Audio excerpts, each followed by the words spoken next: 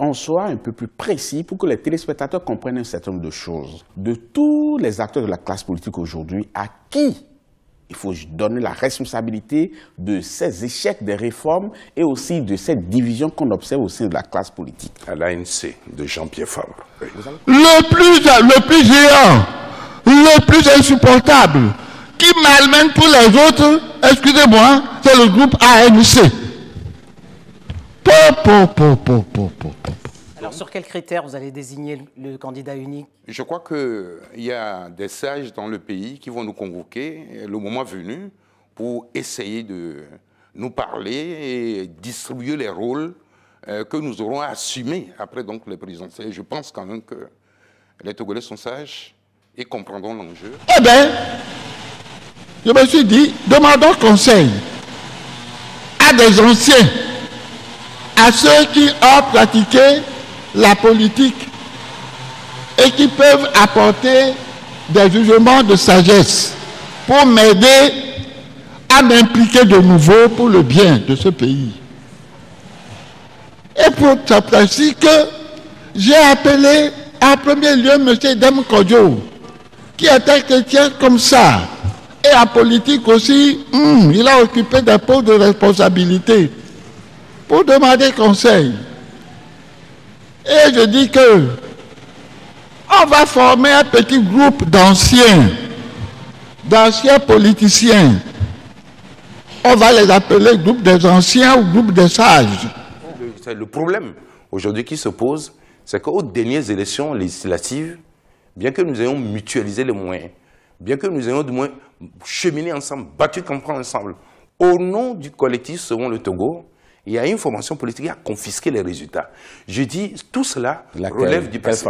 Mais l'ANC, il n'y a pas de problème. Tout cela relève du passé. Ce que nous devons faire aujourd'hui, comment nous mobiliser pour en tout cas être en mesure, en tout cas, d'affronter le candidat du pouvoir, c'est ça qui est le plus important. Mais nous aurons les élections locales, après donc les présidentielles, et nous verrons de toute façon le poids réel donc de chaque formation politique, puisque je ne pense pas que l'aventure du CST que nous avons eu à faire en 2013, en tout cas, que nous emprunterons encore de ce chemin, nous irons seuls. Monsieur, nous avons écouté attentivement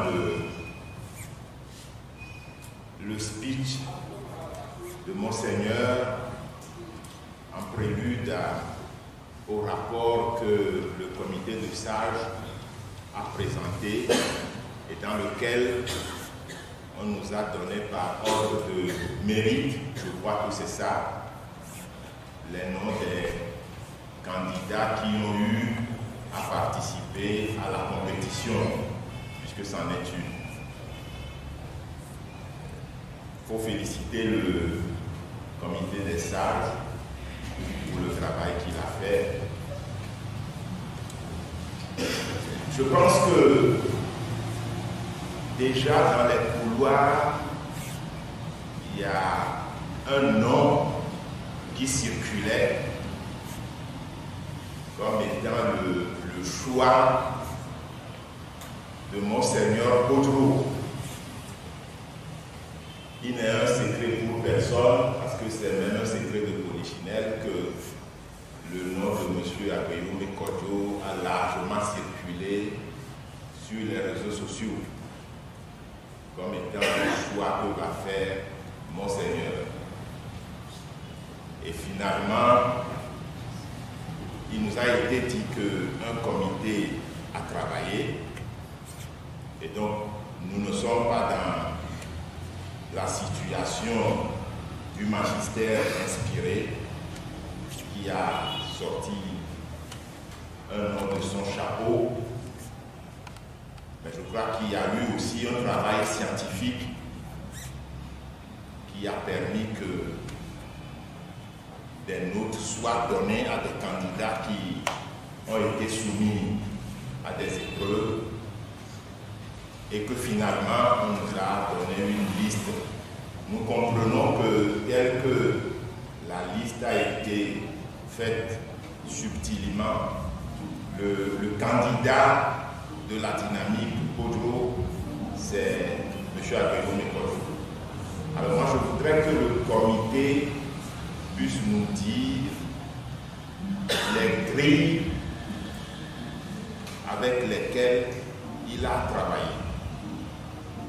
On nous a parlé d'expérience, de la primauté de ceux qui ont eu à gérer les affaires de l'État.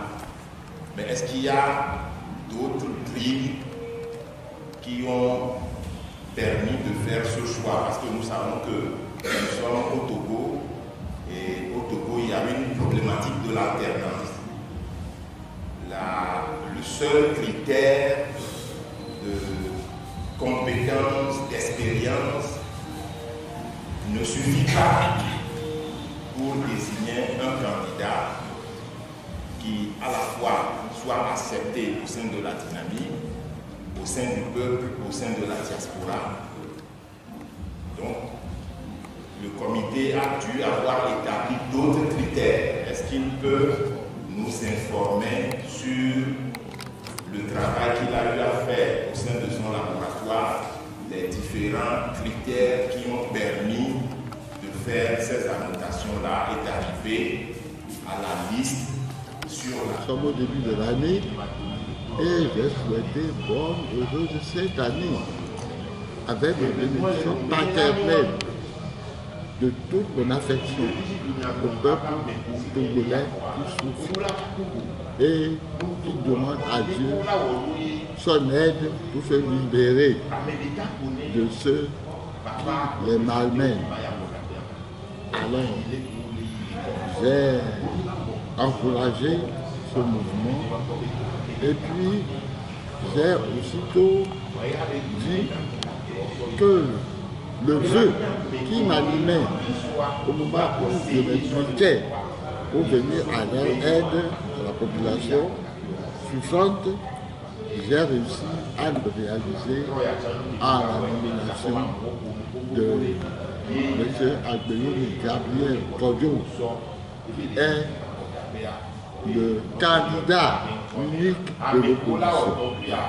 Eh bien, nous souhaitons que les 6 candidats qui se présentent maintenant puissent concerter encore et faire en sorte que tous ils fassent corps avec le candidat unique que mon âme souhaite et qui est la vraie solution pour le problème togolais aux élections